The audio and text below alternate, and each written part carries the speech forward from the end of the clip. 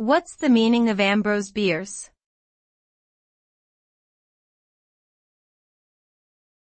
Ambrose Bierce.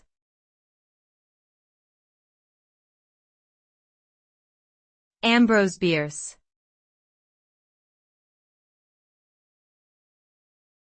Ambrose Bierce.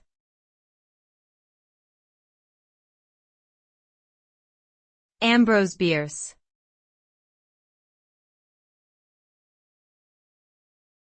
Ambrose Bierce.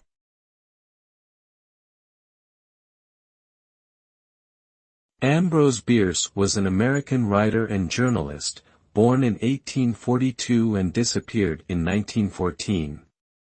He is known for his satirical and macabre writing style, particularly his short story collection, The Devil's Dictionary. Bierce also served as a Union soldier in the American Civil War and wrote extensively on his experiences. Despite his literary accomplishments, Bierce is perhaps most famous for his mysterious disappearance in Mexico in 1913, which has never been fully explained.